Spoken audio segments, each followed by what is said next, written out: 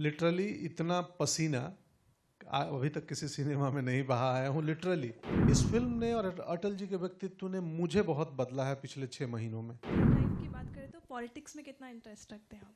हम बिहारी हैं। यही उत्तर है। मैं तो छात्र संगठन में था और मैं आंदोलन भी किया हूँ, 1 हफ्ते जेल भी रहा हूँ, तो मैं उस रास्ते पे निकल चुका था। मैं लिटरली इतना पसीना अभी तक किसी सिनेमा में नहीं बहा आया हूँ लिटरली। बहुत तकलीफ होती थी, खून भी बहा है वो दिन, तो खून पसीने से बनी हुई फिल्म है। और दूसरी चीज़ कि वो रिसर्च में, ये तो लिटरली मेकअप और मैंने शूटिंग की पार्ट बताई। मैं इतना पढ़ चुका हूँ अटल जी के बारे में कि मैं शायद इस फिल्म से बड़ी एक किताब भी लिख सकता हूँ। मैंने जितने उनके बारे में किताबें लिखी गई हैं, जो जो रिटेन मटेरियल मिला, जो जो इंटरव्यूज़ मिले पुराने भारत के अलग अलग जर्नलिस्टों का, सब देख चुका हूँ। और कुछ ऐसी किस्से और कहानियाँ मैं समझ गया हूँ उनके व्यक्तित्व को।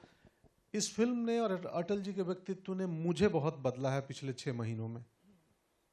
मैं ये क्या बताऊँ, मैं भीतर से लोकतांत्रिक हो गया हूँ, सिर्फ बाहर से नहीं। ये असर हुआ है मुझ पे। Hello sir, Jaya from Bollywood now. Sir, ये जो बॉडी लैंग्वेज थी आपकी इस मूवी में, इस ट्रेलर में, वो किससे सीखा आपने? वो मैं एक्टिंग कर सीख के ही तो आया हूँ बॉम्बे। सर, पॉलिटिक्स तो में कितना नहीं, मैं तो खुद ही टीचर हूँ, दूसरों को सिखाता हूँ। हमने थिएटर किया है, नेशनल स्कूल ऑफ ड्रामा की ट्रेनिंग की है, तो ये हम अपने से ही सीखते हैं।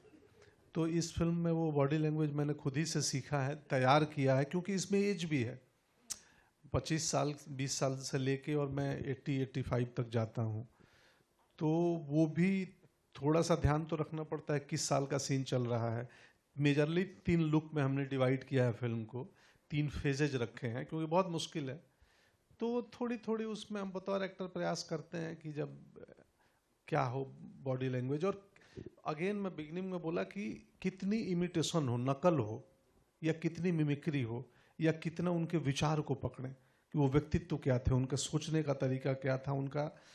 तो वो मिमिक्री इमिटेशन कम है, व्यक्तित्व ज़्यादा है।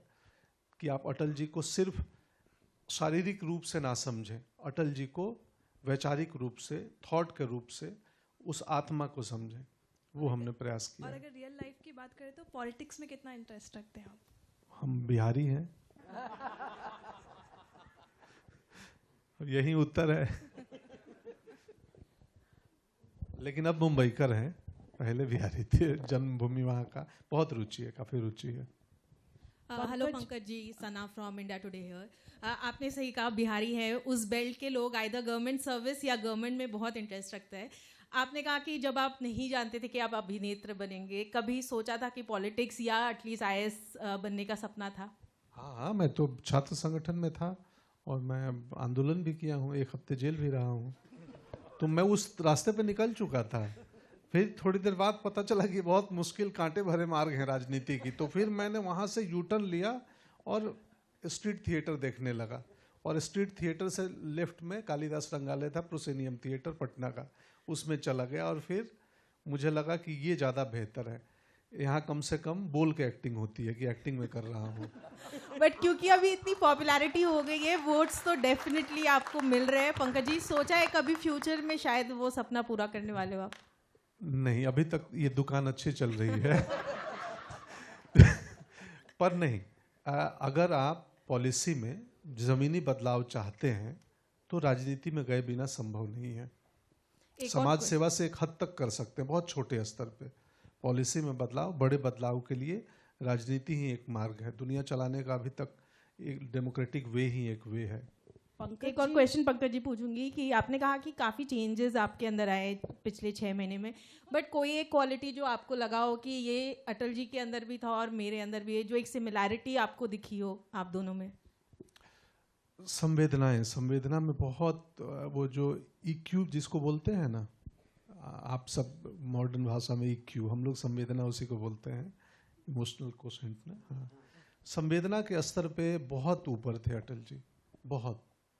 जब मैं पढ़ा उनकी कविताएं, आप पढ़ेंगी ना, और जब कविताओं का रेफरेंस पढ़ेंगे कि किस संदर्भ में वो कविता लिखी थी, तो मैं उनकी कविताएं पढ़ा हूँ। वो आमतौर पे दिसंबर में जन्मदिन पे एक कविता लिखते थे और कई बार बीच में भी लिखते थे। उन कविताओं का संदर्भ भी पढ़ा हूँ कि ये क्यों लिखे और किस दिन लिखे थे। तो मुझे पता चला कि भावनात्मक रूप में बहुत ऊपर थे और मैं भी हूँ। मैं बेवजह रो देता हूँ और मुझे अच्छा लगता है बेवजह रो देना।